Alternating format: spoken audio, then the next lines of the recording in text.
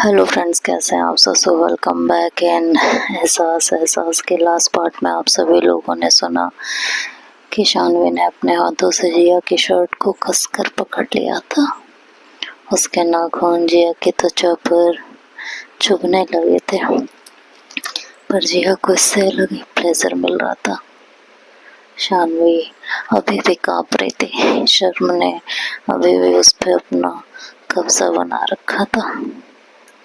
ये सिर्फ जिस्मानी नज़दीकी नहीं थी, बल्कि दो आत्माओं का मिलन था, जो एक ग्रह दोष की वजह से शुरू हुआ था। लेकिन आज शायद ये ग्रह दोष ना रह जाए, बस मोहब्बत और प्यार रह जाए। उनके होठ एक दूसरे के होठों में खोए हुए थे। एक नॉर्मल किस डीप किस में बदल गई थी। डीप किस में बदल गई थी। जिया के होठ शानवी के होठों से अलग हुए। जैसे ही जिया ने चुंबन तोड़ा, उसकी नजर शानवी के चेहरे पर गई। उसकी आंखें अब भी बंद थी और गाल पूरी तरह गुलाबी, होठों पर हल्की कपकपी। सब कुछ कह रहा था कि ये पल शानवी के लिए कितना नया, कितना भारी और कितना अनकहा था। शानवी ने जरा सी गर्दन झुका ली जब उसने जिया को आंखें खोलकर इस तरह अपनी ओर देखते हुए पाया, तो जैसे किसी ने उसे रंगे हाथों पकड़ लिया हो। उसकी हथेलियां जो अब तक उसकी पीठ पर थी, धीरे धीरे उसके कंधे पर आ चुकी थी। जिया के कंधे पर आ चुकी थी, लेकिन अब भी हथेलियां जिया की शर्ट को थामे हुई थी। उसकी पकड़ ढीली थी, जैसे किसी ने थाम तो लिया है लेकिन अब भी खुद से लड़ रही है। शानवी की सांसें तेज थी। उसकी नजर जिया की नजरों से मिलने से कतरा रही थी।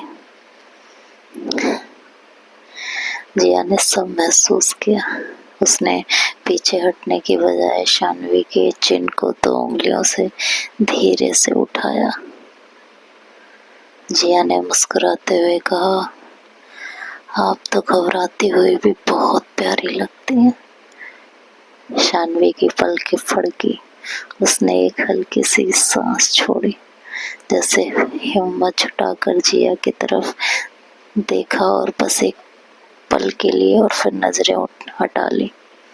उसकी नजरों में वो मासूमियत थी जो दिल को छू जाती है। जिया ने कोई जल्दबाजी नहीं की। उसने बस शानवी की उंगलियों को अपने हाथों में थाम लिया। शानवी का बदन अब भी थोड़ा कांप रहा था।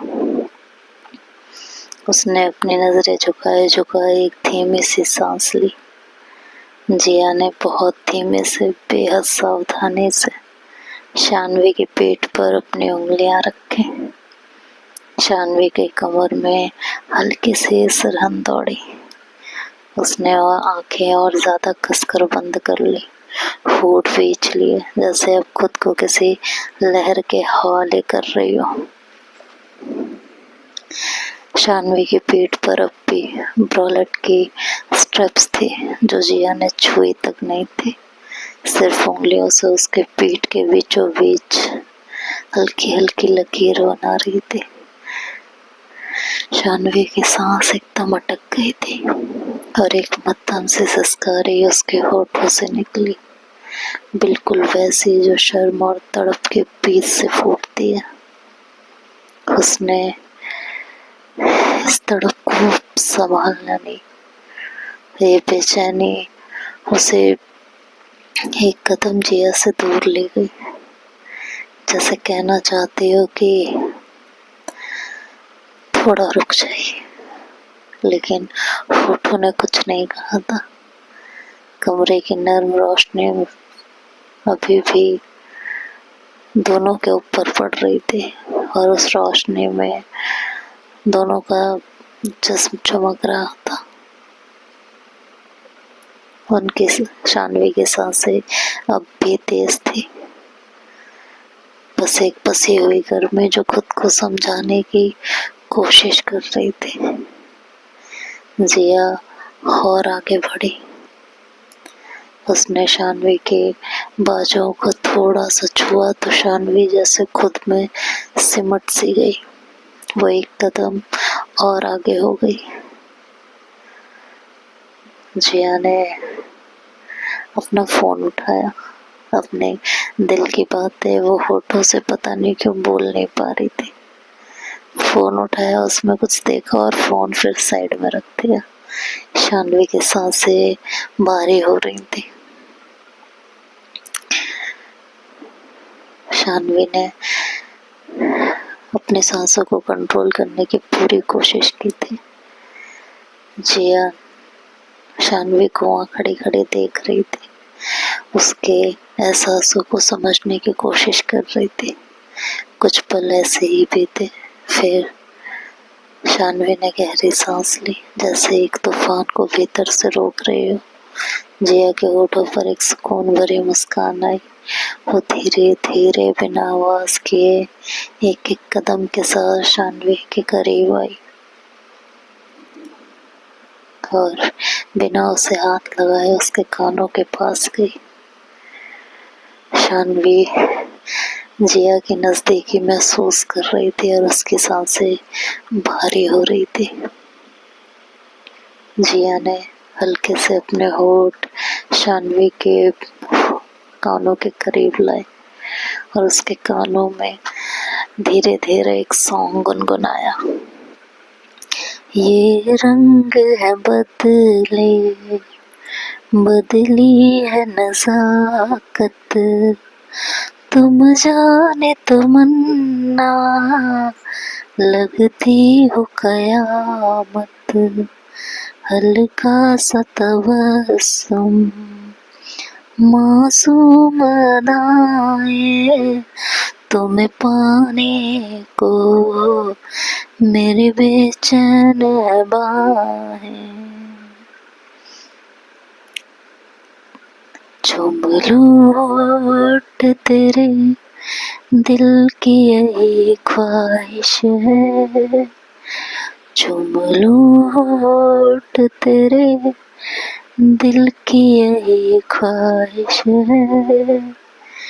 बात ये मेरी नहीं, प्यार की फरमाइश है। कितनी लगती हो हंसी मेरी नजर से देखो, कितनी लगती हो हंसी मेरी नजर से देखो, पास आने दो मुझे, तुमसे ये गुजारिश है, पास आने दो मुझे, तुमसे ये गुजारिश है। और ये कहते हुए उसने धीरे धीरे उसकी पीठ को छुआ। ये गाना सुनकर शानवी की सांसें और भारी हो गई थी।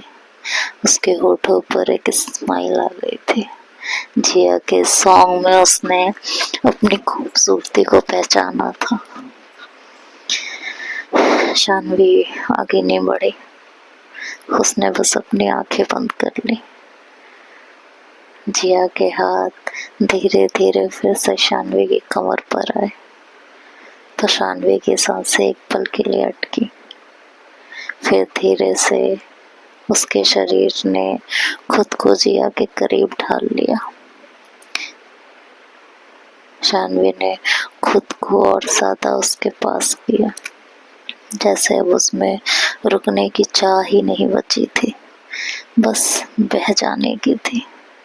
जिया ने उसकी गर्दन को फिर से चूमा, लेकिन इस बार शानवी ने कांपती उंगलियों से जिया के हाथों को थाम लिया था जो उसकी कमर के इर्द गिर्द थे, और सर हल्का सा पीछे करके जिया के कंधे से टिका दिया था। उसके होठ थोड़े खुले थे, आंखें अब भी बंद थी। उसका कांपता बदन, उसकी छुअन सब कुछ अब जिया का था, पूरी तरह संकोच के पार और प्यार के भीतर। धीरे धीरे जिया के होठ उसके गालों पर, फिर गर्दन पर फिरने लगे। शानवी ने अपनी गर्दन हल्की से टेढ़ी कर दी थी, जिससे जिया को और आसानी हो। जिया के होठ उसके कानों के पास गए। उसने शानवी के एयरलॉब को चूम लिया, जिससे शानवी के शरीर में एक अजीब सा करंट दौड़ गया। उसके नर्व्स में बिजली दौड़ गई। धीरे धीरे उसने शानवी को अपनी तरफ मोड़ा और हाथ अभी भी उसकी कमर पर घूम रहे थे। हर स्पर्श पर शानवी जिया के और करीब आ रही थी। उसकी आंखें खुशी और तड़प से बंद हो रही थी। जिया के होठ अब शानवी के कंधों से होते हुए क्लीवेज की तरफ बढ़ने लगे थे। उसने शानवी के ऊपरी चेस्ट पर एक नव चुंबन दिया, फिर धीरे धीरे अपने होठ नीचे सरकाती लाई और उबारों के बीचों बीच टिका दिया और वहां पर एक चुंबन किया। शानवी के शरीर में एक तीखी सी तड़प उठी, जो अब किसी भी काबू से बाहर थी। उसका शरीर कांपने लगा था, जैसे वह अपने आप को संभाल ही ना पा रही हो। एक अनकंट्रोलेबल डिजायर उसके रोम रोम में फैल रही थी। जिया ने शानवी के उबारों को चूमना शुरू कर दिया था, ब्रोलेट के ऊपर से उसकी संवेदनाओं को जगाते हुए। शानवी के हाथ जिया के बालों में चले गए थे और बालों को कसकर पकड़ लिया था, अपनी तड़प को जाहिर करते हुए, जैसे कोई प्यासी जमीन बारिश की बूंदों को सोख रही हो। शानवी की सांसें अब जंगली हो चुकी थी, जैसे कोई तूफानी हवा चल रही हो। उसका शरीर जिया के हर स्पर्श पर हिलोरे खा रहा था और अपनी मर्यादाओं को तोड़कर अनजाने में जिया के करीब आता जा रहा था। शानवी के मुंह से न जाने क्यों अपने आप मदहोशी या नशे में निकला, ये टी शर्ट मुझे बहुत डिस्टर्ब कर रही है। और कहते हुए उसने कांपते हाथों से जिया की शर्ट को एक झटके में उतार कर फेंक दिया, जैसे कोई अनावश्यक बोझ हो। जिया ने उसकी तीव्रता को महसूस किया और मुस्कुरा दी। कमरे की नर्म मोमबत्तियों की रोशनी में फूलों की महक, चादरों की सिलवटें और हवा में बसी उस पहली रात की खुशबू, सब कुछ जैसे गवाह बन रहा था उस प्यार का। जिया ने धीरे से शानवी को गोद में उठाया, उसे बिस्तर की तरफ लेके आई। बिस्तर पर आते ही जिया ने धीरे से शानवी को लटाया और खुद उसके ऊपर झुक गई।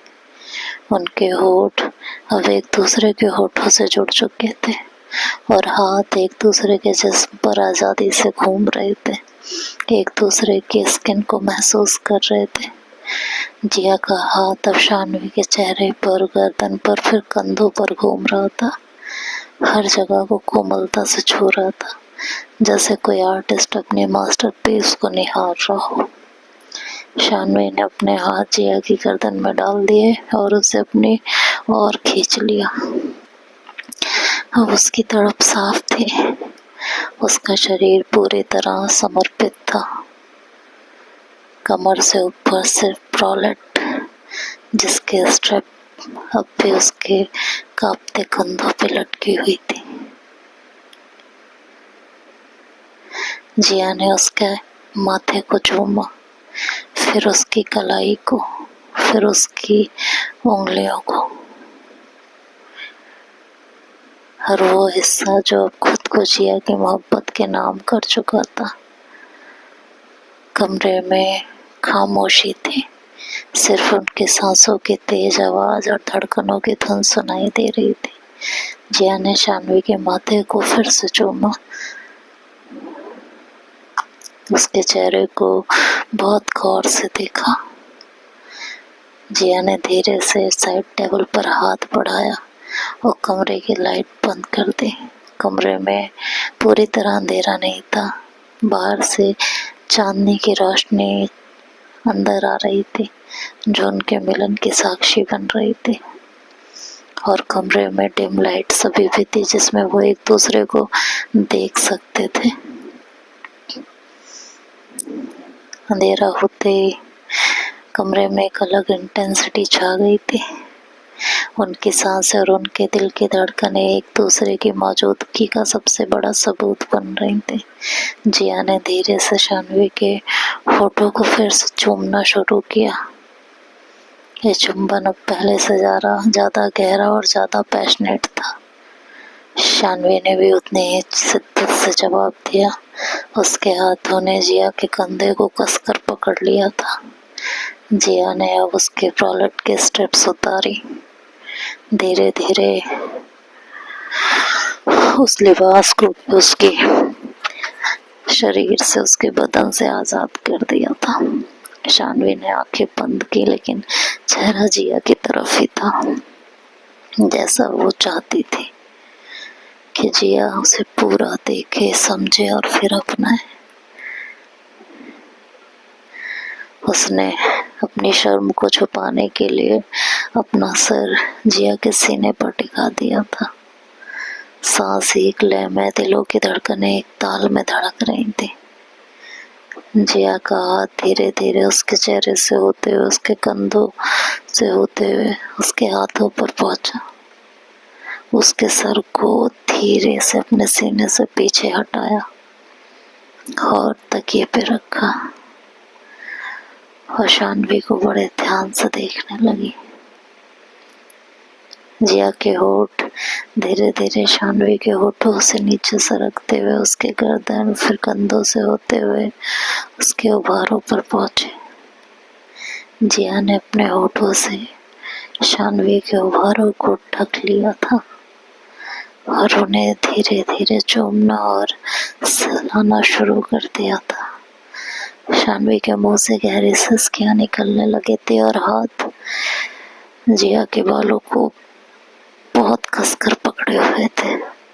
उसकी सांसें बेकाबू होकर पूरे कमरे में गूंज रही थी, जैसे जंगल में कोई प्यासा हिरण पानी की तलाश में भाग रहा हो।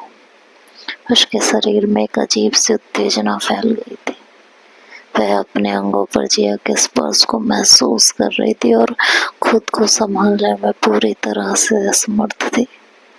उसका बदन हिलोरे खा रहा था, जैसे समुद्र की लहरें किनारे से टकरा कर लौट रही हो। जिया के हाथ अब शानवी की कमर पर थे, धीरे धीरे नीचे उसके थाइस की तरफ बढ़ने लगे। उसने शानवी की कमर पर हल्के से चुंबन दिया, उसके त्वचा की गर्माहट को महसूस करते हुए धीरे धीरे उसके थाइस पर चुंबन दिया। शानवी का बदन उसके जिया के हर चुंबन पर ऐंठने लगता। जिया के हर स्पर्श से उसके बदन में एक अजीब सी बेचैनी पैदा हो जाती। आंखों से आंसू निकलने लगे थे। बेचैनी काबू करना मुश्किल होता जा रहा था। ऐसा लग रहा था जैसे फूल धूप पाकर खिल उठता है और पंखुड़ियां धीरे धीरे खुलने लगती हैं। वैसे ही इस समय शानवी का हाल था। शानवी की सिसकारियां पूरे कमरे में एक अलग ही माहौल बनाए हुए थे और हाथों ने जिया की गर्दन और बालों को नुकसान पहुंचाने में कोई कसर नहीं छोड़ी थी। जिया ने धीरे धीरे शानवी के पैरों को अलग किया। एक नजर शानवी की तरफ देखा और कहा, क्या मुझे इजाजत है? शानवी ने कुछ ना कहकर बस आंखें बंद कर चेहरा एक तरफ कर दिया, मतलब गर्दन घुमा दी। ये जिया के लिए एक इजाजत ही थी। जिया के होंठ अब धीरे धीरे नीचे सरकते हुए शानवी की थाइस के भीतरी हिस्सों पर पहुंचे। शानवी का शरीर एक बार फिर से कांप उठा था। एक मीठी सी सिरहन पूरे बदन में दौड़ गई थी। यह वह पवित्र द्वार था जहाँ एक औरत अपनी संपूर्णता पाती है, जहाँ पति पत्नी का रिश्ता अपनी पराकाष्ठा पर पहुँचता है। जिया ने पूरी कोमलता, आदर और गहरे प्रेम के साथ उस स्थान को अपने होठों से छुआ, जैसे कोई पुजारी किसी पवित्र स्थल को छू रहा हो। और शानवी के मुंह से एक तीखी चीख निकली जो तुरंत जिया के चुंबन में समा गई, एक सिसकी में बदल गई। उसका पूरा बदन धनुष की प्रत्यंचा की तरह तन गया था और फिर तुरंत ढीला पड़ गया, जैसे कि किसी बादल से बारिश की बूंदें बरस रही हों। उसकी आंखें बंद थीं, शरीर में एक अजीब सी लहर दौड़ रही थी, जैसे किसी समंदर की लहरें किनारे से टकरा कर लौटती हैं और अब वापस जाने का नाम नहीं ले रही थी। उसकी सारी तड़प अब एक चरम पर पहुंच चुकी थी। उसे लग रहा था जैसे वो पिघल रही है और जिया में समा रही है। उन दोनों के शरीर अब एक दूसरे में पूरी तरह समा चुके थे। उनकी सांसें एक दूसरे में घुल मिल गई थी। उनकी धड़कनें एक दूसरे की लय में धड़क रही थी। कमरा केवल उनके शरीरों की गर्माहट से भरा था, उनके मिलन की पवित्रता से। यह सिर्फ दो शरीरों का नहीं, बल्कि आत्माओं का मिलन था, जैसे सदियों से एक दूसरे की तलाश में थे। अंधेरे में हर स्पर्श, हर चुंबन, हर सांस एक कहानी कह रही थी, प्यार की, समर्पण की और उस गहरे रिश्ते की जो अब उनके बीच स्थापित हो चुका था। ये उनकी फर्स्ट नाइट थी, जो सिर्फ एक रस्म नहीं, बल्कि उनके रिश्ते का एक नया और गहरा चैप्टर था। शानवी ने जिया के कंधों पर अपने हाथ रखे और उसे अपनी तरफ खींच लिया और अपना सर उसके सीने से टिका दिया था। जिया ने शानवी की चिन को अपनी तरफ उठाया और कहा, एक बार मेरी तरफ देख तो लो। लेकिन शानवी को अभी भी शर्म आ रही थी और शर्म से वो खुद को जिया में छुपाने की पूरी कोशिश कर रही थी। जिया ने उसकी शर्म को महसूस किया और बेड पर पड़े हुए ब्लैंकेट से दोनों को ढक लिया। जैसे ही दोनों ब्लैंकेट के अंदर आए, शानवी की शर्म को थोड़ा सा आराम मिला।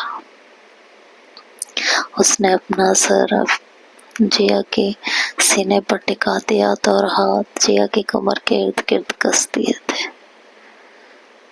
जिया ने उसके माथे को हल्का सा ऊपर किया और उसके माथे को चूम लिया और कहा,